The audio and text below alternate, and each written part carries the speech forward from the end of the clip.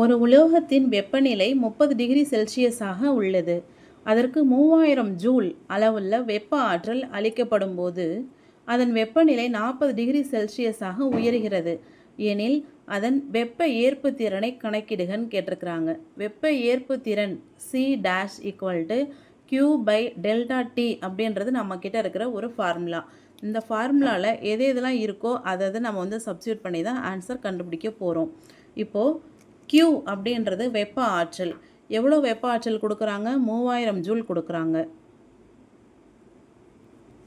Delta T அப்படின்றது அந்த வெப்பநிலை மாற்றம். அதாவது 40 டிகிரி செல்சியஸாக உயருது இல்லையா? 40 டிகிரி செல்சியஸாக உயர்ந்திருக்கு. ஆனால் ஃபஸ்ட்டில் 30 டிகிரி தான் இருந்திருக்கு.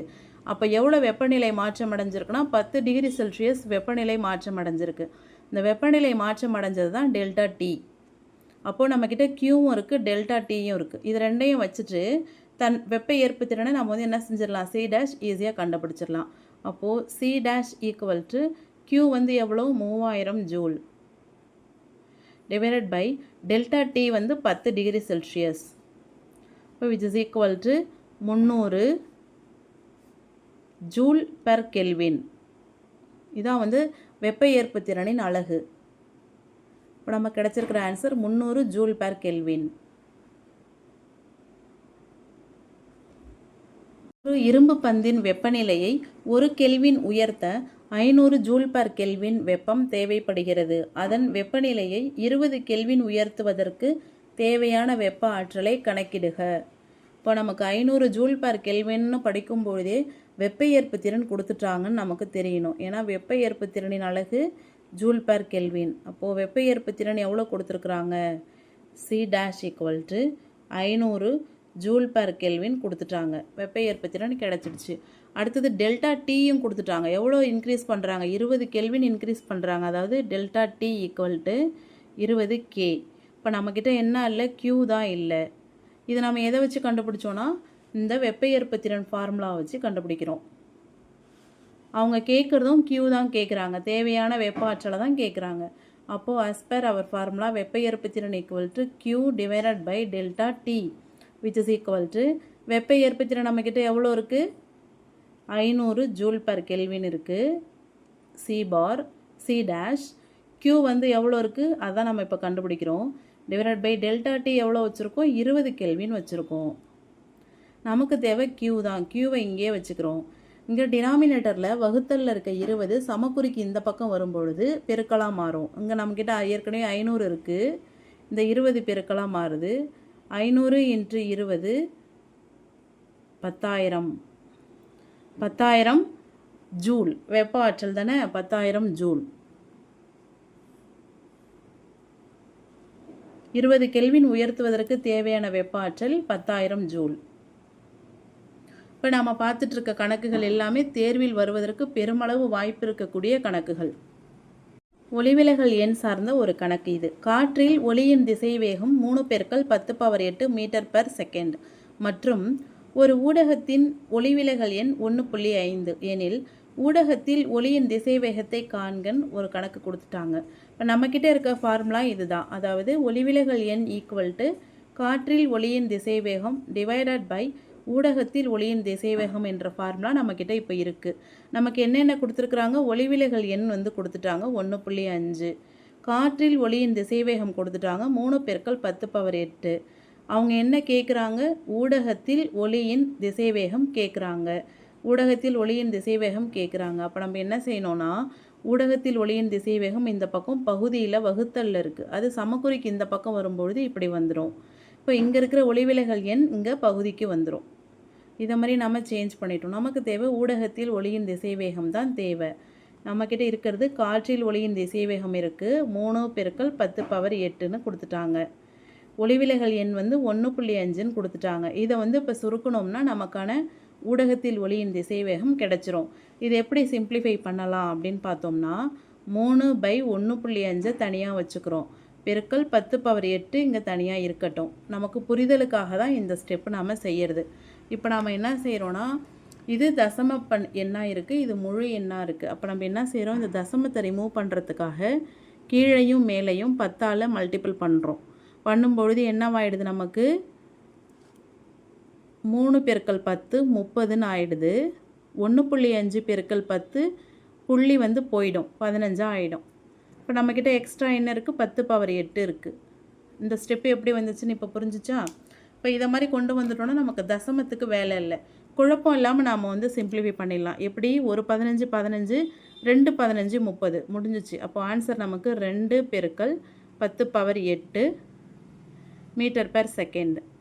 இது வந்து ஊடகத்தில் ஒளியின் திசைவேகம். ஒருவேளை இங்கே தசம புள்ளியாகவே வச்சு நம்மளால் வகுத்தல் தவறில்லாமல் செய்ய முடியும் அப்படின்னாலும் செஞ்சுக்கலாம்.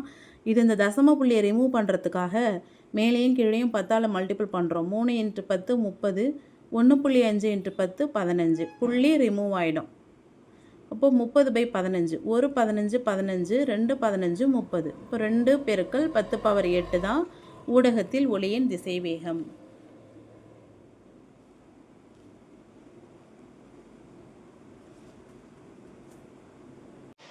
ஒளிவிலகல் எண் கண்டுபிடித்தல் சார்ந்த கணக்கு இது.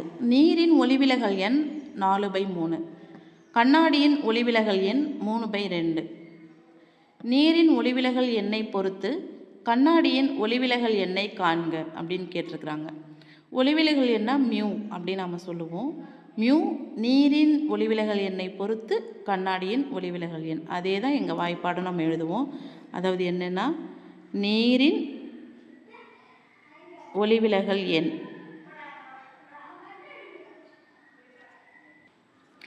மேலே கண்ணாடியின் ஒளிவிலகல் எண்.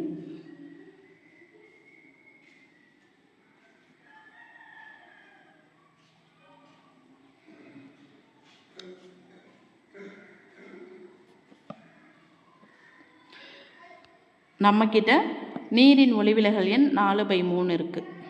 இப்போ டினாமினேட்டர் அந்த பை போட்டோம். நீரின் ஒளிவிலகல் எண் கீழே இருக்குது, 4/3. கண்ணாடியின் ஒளிவிலகல் எண் 3/2, அதை மேலே போட்டுக்கிறோம்.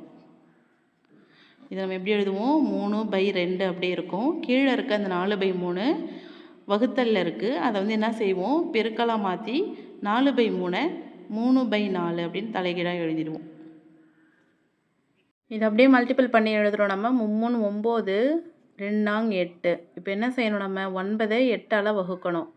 இப்போது 9 8ஆல் வகுக்கிறோம். 1 8 8, 9ல் 8 போயிட்டா 1, புள்ளி வச்சு 0 சேர்த்தோன்னா 10, 1 8 2, 0 சேர்த்தோன்னா 20, 2 8 16, 4, 0 சேர்த்தோன்னா 8 40. சரியா போச்சா? இப்போ 1.125 அப்படின்றது நமக்கு தேவையான ஆன்சர். அதாவது நீரின் ஒளிவிலகல் எண்ணை பொறுத்து கண்ணாடியின் ஒளிவிலகல் எண் அப்படின்றது 1.125.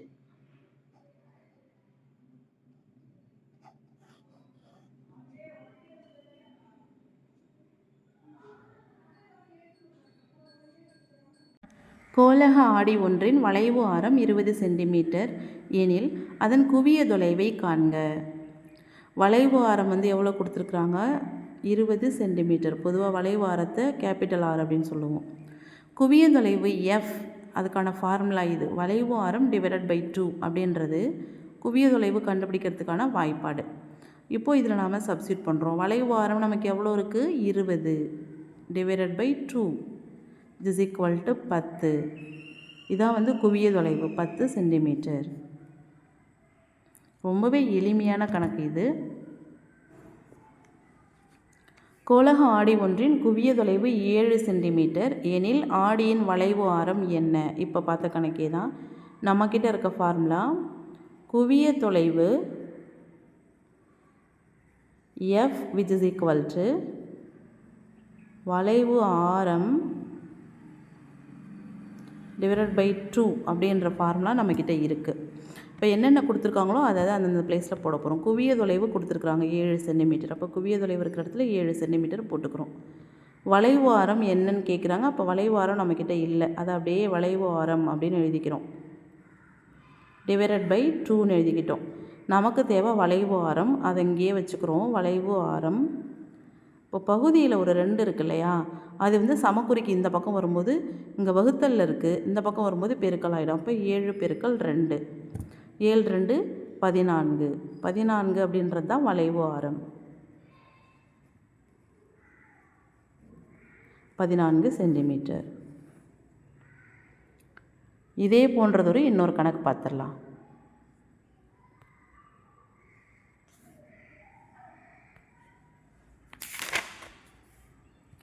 கோலக ஆடியின் வளைவு ஆரம் 25 சென்டிமீட்டர் எனில் அதன் குவிய தொலைவினை காண்க. ஜென்ரல் ஃபார்முலா தான்.